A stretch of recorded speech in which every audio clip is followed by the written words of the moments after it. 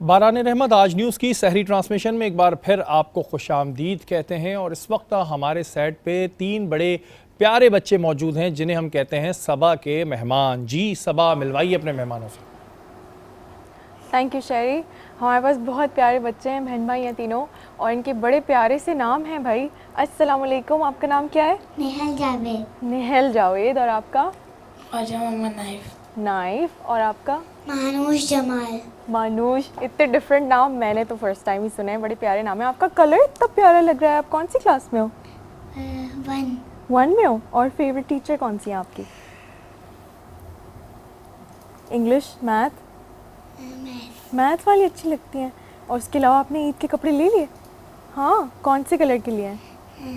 Black. Black. ईदी मिलती है आपको ईद पे? Yeah. कौन देता है, मामा देती है ज़्यादा या बाबा? बाबा। मामा देती है। नाइस। ईद पे क्या खाती हो आप शौक से? शीर खुरमा। मज़े का शीर खुरमा नहीं अच्छा लगता आपको? इस दफ़ा ट्राई करना, मामा अच्छा बनाएंगी, मज़े का लगेगा आपको। भाई आप बताओ, आप कौन सी क्लास में हो? मैं 4 में हूँ। आप 4 में हो। और आपकी कौन सी हैं favourite teacher? Miss Sumera. Miss Sumera क्या पढ़ाती हैं? Maths and science. Maths and science. Do you like arts? No. Why? Art is good.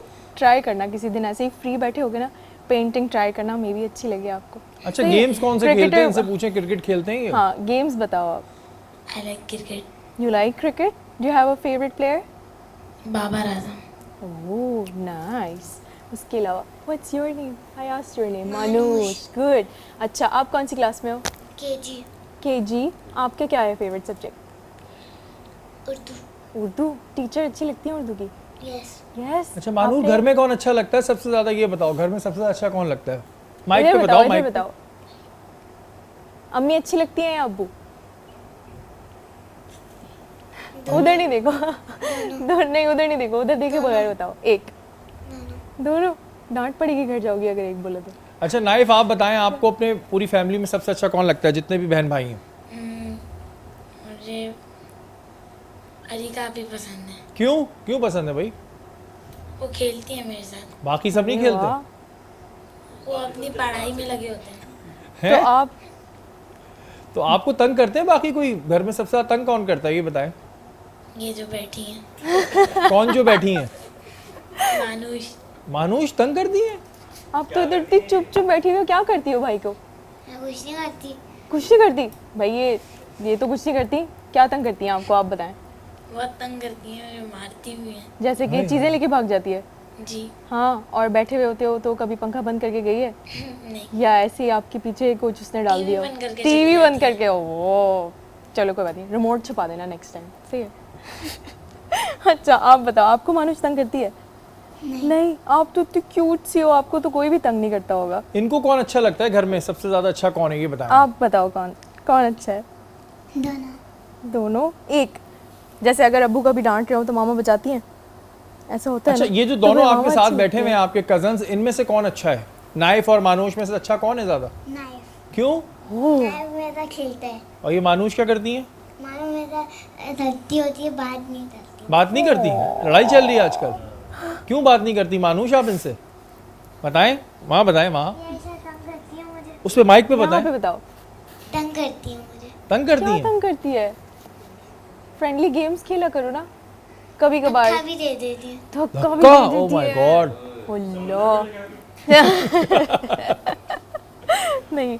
अच्छा मुझे बताओ कि आपको ईदी कितनी मिलती है? थोड़ी या ज्यादा?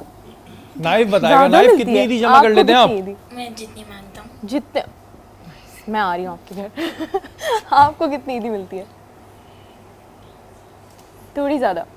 अम्मी ले लेती हैं? थोड़ी सी मिलती है, वो अम्मी ले लेती हैं। बाबा संभाल के रखते हैं। बाबा संभाल के रख रखते हैं। लेते और बात हो रही है दुआ की, तो आप लोगों के लिए बहुत सारी दुआएं। अल्लाह ताला आपको खुश रखे, अपने हिफ्ज़ अमान में रखे, माँ बाप का फर्मा बरदार बनाए और अब आगे आके पाकिस्तान का नाम भी रोशन करें। बड़ी खुशी होती है ऐसे छोटे छोटे मेहमान जब हमारे सेट पर आते हैं और इनकी हम बातें सुनते हैं। हमारा आज का मौजूद दुआ, मुफ्ती मोहसिन हमारे साथ मौजूद हैं। मोहसिन भाई, दुआ के बारे में कहते हैं कि दुआ किस्मत बदल देती है, ऐसा है? औज़ुबिल्लाहि मिनश्शैतानिर्रजीम बिस्मिल्लाहिर्रहमानिर्रहीम क़ाल अल्लाहु तआला फ़िल क़ुरानिल मजीद उदऊनी अस्तजिब लकुम आमनतु बिल्लाहि सदक़ल्लाहुल अज़ीम अल्लाहुम्मा सल्लि अला सय्यिदिना मौलाना मुहम्मद। बहुत अच्छा सवाल। क्यों ना बदले, क्योंकि ख़ुद कुरान में अल्लाह सूरह मोमिन के अंदर फरमा रहा है तुम मुझसे दुआ मांगो मैं कबूल करूँगा। तो जब अल्लाह दुआ कबूल करेगा तो अगर जो किस्मत में मांग रहे हैं तो अल्लाह ताला तभी तो कबूल फरमा रहा है। इसलिए फरमाया कि दुआ मुखुल इबादत, दुआ इबादत का मग़ज़ है। इबादत जब हम करते हैं तो हम सोचते हैं कि अल्लाह का हुक्म है और इबादत करेंगे तो अल्लाह खुश होगा, बेशक होगा, लेकिन हकीकतन देखा जाए तो अल्लाह ताला को किसी की ज़ात की इबादत की ज़रूरत नहीं, चाहे फरिश्ते हो, चाहे जिन्नात हो, चाहे इंसान हो। अल्लाह चाहता है ऐसी मखलूक जो उससे मांगे कि मेरा रब मुझे अता फरमाए। तो अल्लाह ताला पसंद फरमाता है कि जब बंदा अल्लाह से मांगता है तो अल्लाह ताला उसे अता फरमाता है। और रहा किस्मत का हाथ, तो ये हकीकत बात है कि अल्लाह ताला जो चाहे लिख देता है, जो चाहे मिटा देता है, लेकिन जब बंदा अल्लाह से मांगता है तो अल्लाह ताला उसकी किस्मत में अगर वो चीज़ बेहतर होती है तो दुनिया में अता फरमा देता है, वरना इसका नेमुल बदल आखिरत में अता फरमा। अच्छा मोहसिन भाई, एक चीज़ और हमने सुनी है कि अगर हम दुआ मांग रहे हो और हमारे दिल में एक शक आए कि ये दुआ कबूल नहीं होगी, एक मिनट के लिए ज़ाहिर है हम मांग रहे होते हैं, लेकिन हमारी कॉन्सेंट्रेशन में होता है कि पता नहीं कबूल होगी नहीं होगी, तो क्या फिर उससे फ़र्क पड़ता है? नहीं, कुरान में कोई जगह फरमाया उदू रब्बकुम तदर्रुअन व खुफियतन, जब तुम अल्लाह से मांगो तो गिड़गिड़ा के मांगो, बेशक तड़प कर मांगो, और इस यकीन के साथ मांगो कि मेरी जो दुआ है ना अल्लाह लाजमी कबूल फरमाएगा। असल मसला यही है कि पुख्ता इरादा होना तो कामयाबी है। किसी ने पूछा हज़रत तलब क्या होती है, तो उन्होंने फरमाया कि एक रात तुम मेरे पास ठहरो, और मुख्तसर बता रहा हूँ, उन्होंने मछली खिला दी, मछली खूब खिलाई और एक कमरे में बंद कर दिया। जब थोड़ी देर हुई तो उसे प्यास लगी, कहीं भी पानी नहीं मिला, फिर आखिर वक्त आया तो दरवाज़ा पीटना शुरू कर दिया। तो जैसे ही दरवाज़ा खोला उसकी निगाह सामने वाले मटके पे थी, उसने ना इधर देखा ना उधर देखा, फ़ौरन जाकर प्यास बुझाई। और मैं इसे तलब करते हैं। मुराद ये है कि जब बंदा अल्लाह से मांगे ना तो यकसुई और यकीन के साथ मांगे कि जो मैं मांग रहा हूँ मेरा रब मुझे अता फरमाएगा। अच्छा तो अल्लाह भाई, अमूमन एक चीज़ है जो मैं आज के एरा की बात कर रहा हूँ कि जब हम दुआ मांग रहे होते हैं तो हमारी जो कंसंट्रेशन है वो कहीं ना कहीं डाइवर्ट हो रही होती है। ऐसी सूरत हाल में क्या करें? इनफैक्ट कभी कभी ये नमाज में भी होता है कि नमाज पढ़ रहे होते हैं लेकिन दिमाग में कहीं ना कहीं वो अपना आपका दिमाग जा रहा होता है। ऐसी सूरत हाल में करें कि सबसे पहली बात ये कि जब आप नमाज पढ़ें तो ये सोचें कि मिसाल तो आप और हम बैठे, हमें मालूम है हमें कैमरे की आंख देख रही है, तो हम वो काम नहीं करते जो आमतौर फेल अंजाम। लेकिन इस यकीन के साथ अगर हम ये सोचें कि हमारा रब देख रहा, हम रब के सामने नमाज में खड़े हैं, तो क्या हमारी जहन, हमारा जिस्म कहीं और मुंतकिल होगा? नहीं होगा। असल फिर वही बात है कि आपका जो यकीन है ना, आपकी जो तवज्जो है अपने रब की जानिब हो। क्योंकि याद रखिएगा अल्लाह के रसूल ने फरमाया कि जब तुम नमाज़ पढ़ो तो ऐसा हो कि तुम अल्लाह को देख रहे हो। अगर ये नहीं देख सकते अंता अब्दुल्लाह का नका तारा, कि अगर ये नहीं कर सकते तो ये तो कर सकते हो ना कि अल्लाह तुम्हें देख रहा है, तो तुम ये गुमान कर लो तुम्हारा रब तुम्हें देख रहा है। तो जब मिसाल के तौर पर अगर हनीफ भाई किसी को बार बार देखें तो वो बोले भाई क्यों देख रहे हैं, रब किसी को देखे उसका मुकाम क्या होगा। और ये बिल्कुल जी, जब इसकी एक बड़ी आम सी आप इस तरह ले लेंगे, जब हम कभी अपने बॉसेस के पास जाते हैं तो हम बिल्कुल सीधे वो खड़े होते हैं, लेकिन अगर हमारा बॉस हमें देख रहा हो तो हम बड़ा काम अच्छा करने लगते हैं, एक्टिव होने लगते हैं। वो पूरी कायनात का बॉस है अल्लाह ताला जो है। तो आप ये जब भी नमाज पढ़ रहे हो या जब भी दुआ करें तो ये ज़रूर सोचिएगा कि अल्लाह ताला आपको देख रहा है और आपकी नीयत जानता है। हनी भाई, ज़ाहिर है आप माशाल्लाह पहले के टाइम से काम करते आ रहे हैं, बड़ी अल्लाह ताला ने आपको शोहरत भी दी। हनी भाई, अब और पहले में क्या फ़र्क देख रहे हैं? अब काम तो बहुत ज़्यादा है लेकिन हमें माजरत के साथ वो क्वालिटी नहीं दिख रही, क्वांटिटी बहुत है, क्वालिटी नहीं। आपके दौर में जो प्रोडक्ट्स आती थी वो आज तक हमें रटी हुई हैं, बिल्कुल रटी हुई हैं, वही चल रही हैं। वही चल रही हैं, उन्हीं में से निकल के कुछ आ रहा है। तो ये रीज़न क्या है कि हमने क्वांटिटी के चक्कर में क्वालिटी को ख़त्म कर दिया? ऐसा ही हुआ है। और देखिए, मैंने कोई 10 साल पहले या 12 साल पहले एक इंटरव्यू में कहा था कि पहले टेलीविज़न स्क्रीन पे आना बहुत मुश्किल था, बहुत मुश्किल, मशहूर होना बहुत आसान था। आज टीवी के स्क्रीन पे आना बहुत आसान है, मशहूर होना बहुत मुश्किल है, बहुत मुश्किल। ठीक है ना? ये वही वक्त चल रहा है। किसी को कुछ नहीं मिलता है, वो अपना शौक़ पूरा करता है, वो एक सेल्फी बनाता है, अपलोड कर देता है, कोई ना जाने, उसके ख़ानदान वाले या घर वाले तो उसको पहचान ही लेते हैं। सही बात। उससे हो क्या रहा है कि देखिए, क्वालिटी ख़राब हो गई। जैसा कि आपको पता है और आप अपने शो में भी कई बार कह चुके हैं, बता चुके हैं लोगों को कि पाकिस्तान में प्रैंक मैंने शुरू किया। बिल्कुल बिल्कुल, कोई इसमें डाउट, पूरी दुनिया जानती है। इंडिया ने आपको देख के शुरू किया? इंडिया ने मुझे देख के शुरू किया। हमने कैसा प्रोग्राम किया, पहले नाम था प्रोग्राम का कैसा, फिर छुप छुपा के इंडिया ने छुपा रुस्तम के नाम से शुरू कर दिया। बिल्कुल मुझे याद है। फिर अब पाकिस्तान में हर लड़का उसको कॉपी कर रहा है, ठीक है ना। तो अक्सर मुझसे लोग ये सवाल करते हैं कि वो फलां ऐसा कर रहा है। मैंने कहा यार मैं किसी की गीबत नहीं करना चाहता। अगर कोई मुझे कॉपी कर रहा है तो भाई वो तो मेरी शोहरत के लिए मशक्कत कर रहा है, वो तो मुझे और मशहूर कर रहा है। जब उसका कोई प्रैंक ऐसा चलता है, अच्छा हो या बुरा हो, तो लोग बोलते हैं तो हनीफ राजा की कॉपी है। तो बात यह है कि ऐसा क्यों होता है शहरी। देखिए अभी मैं थोड़ी देर पहले आपकी बात कर रहा था जब आपके शो की, जब आपने हर जगह जब सर्कस हो रहा था ट्रांसमिशनों के नाम पर, उस वक्त भी आपका यही फॉर्मेट था, सिंपल। देखिए जब मॉर्निंग शोज में सर्कस बहुत ज़्यादा हो गया था तो लोग फीड अप हो गए, या तो ख़त्म हो गए मॉर्निंग शो या वो आहिस्ता आहिस्ता सही होना शुरू हो गए, ठीक है। क्वालिटी वर्क थोड़ी देर के लिए ज़रूर रुक सकता है, ख़त्म नहीं हो सकता। तो क्वालिटी में अब हो क्या रहा है, स्कैटर्ड हो गई हैं चीज़ें, हर आदमी एक ही काम हर आदमी कर रहा है। तो वो जो अच्छा काम करने वाला है उसका काम पहुंचने में थोड़ी सी ताख़ीर ज़रूर होती है, थोड़ा सा वक्त लगता है, लेकिन उसका काम पहुंचता ज़रूर है। एंड ऑफ द डे आप क्वालिटी पर ही जाते हैं, और क्वालिटी ही लोग मैटर करती है। आपकी फैमिली जाती होगी और वो शॉपिंग करके बहुत सारी ऐसी चीज़ें भी, कभी कभार ऐसा भी होता होगा फैमिली में कोई एक आध ज़रा कम समझ वाला भी होता है, तो वो कहता है यार ये सस्ती थी तो ये फलाने ब्रांड से तो बहुत अच्छी है, थोड़े दिन के बाद वही शर्मिंदा हो रहा होता है। अच्छा हनी भाई, एक बड़ी और मुझे चीज़ मैं थोड़ा कंफ्यूज भी होता हूँ कि हमारे यहाँ कुछ व्यूवर ऐसी चीज़ों को पसंद करता है जो कि बहुत ही, अगर हम नॉर्मल लाइफ में देखें तो बहुत ही अहमकाना माजरत के साथ होती हैं।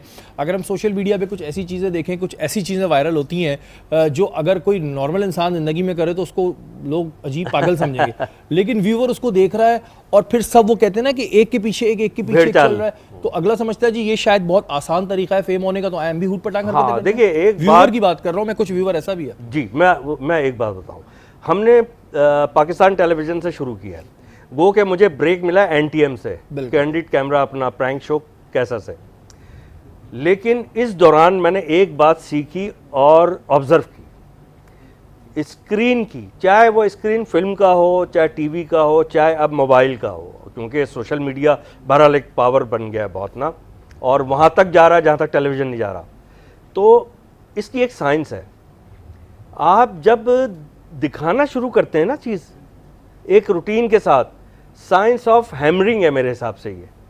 आप छोटी सी एक हथौड़ी लेकर बहुत बड़े पहाड़ पे अगर चोट मारेंगे, लोग हंसेंगे आप पर, लेकिन आप मारते रहेंगे, कहीं ना कहीं उसमें एक सुराख होना शुरू हो जाएगा। बिल्कुल। तो जब आप अपनी चीज़ देना शुरू करते हैं ना, अच्छी हो या बुरी हो, लोग उसके व्यूवर्स बन जाते हैं, आपकी एक ऑडियंस बनना शुरू होती है। अच्छा, वो लोग जो तकलीद शुरू कर देते हैं कि यार ख़राब चीज़ है, वो क्योंकि बहुत चल रही है तो हम भी ऐसा करें, वो ज़रा घबरा जाते हैं कि ऐसा तो नहीं कि हम पीछे रह जाएंगे। एग्जैक्टली। ठीक है ना, साइकोलॉजिकली होता ही है, वो समझते हैं हम पीछे रह जाएंगे, ऐसा नहीं है।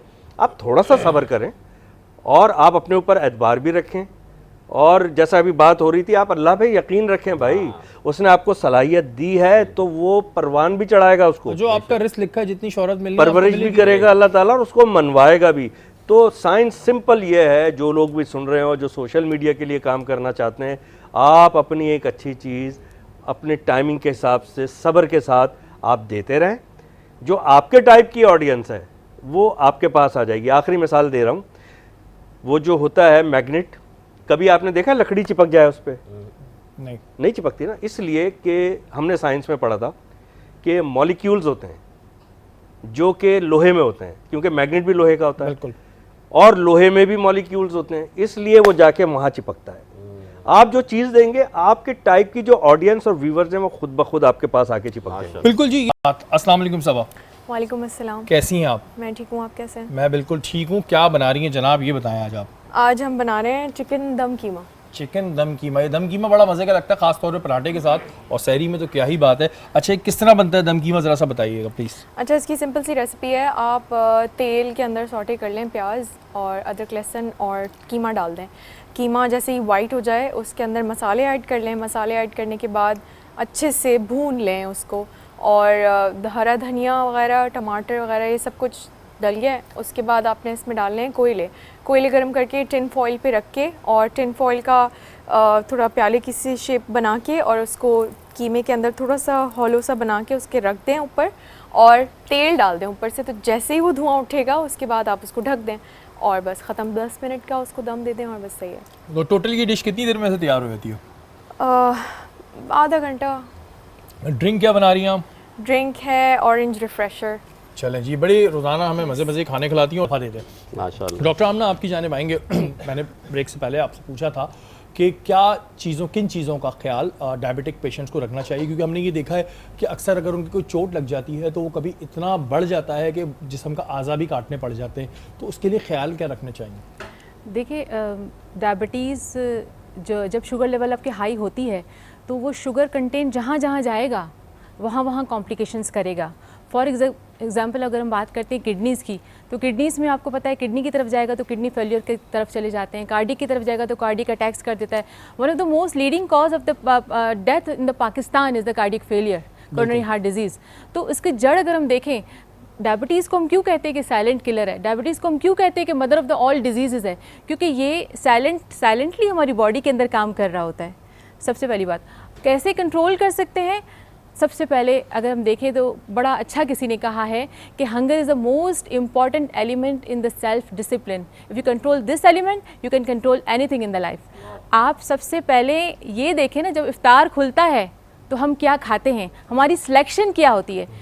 डिफरेंट प्रोग्राम्स हमने देखे, हम ये कहते हैं कि डोंट एंड डूज़ की लिस्ट हमने बना दी। सबको पता है कि मैदे से बनी हुई चीज़ें नहीं खानी, तेल से बनी हुई चीज़ें नहीं खानी, ऑयली चीज़ें नहीं खानी, मीठा नहीं खाना। लेकिन लॉजिकली अगर हम बात करें, एक समोसा जब हम उठाते हैं, एक छोटा 1 बाइट समोसा हम उठाते हैं तो उसके अंदर कितनी कैलोरीज़ होती हैं? 300 कैलोरीज़। शहरी उसके अंदर 300 कैलोरीज़ होती हैं। और उसको जब हम बर्न करने की बात करते हैं तो तकरीबन हाफ एन आवर की अगर हम साइकिलिंग करें या ब्रिस्क वॉक करें तब जाके वो एक समोसा हम बर्न करते हैं। यस, तो चूज़ वाइसली। मैं ये नहीं कहती हूँ कि आप ये ना खाएं, हम ये नहीं कहते हैं कि आप ये ना खाएं।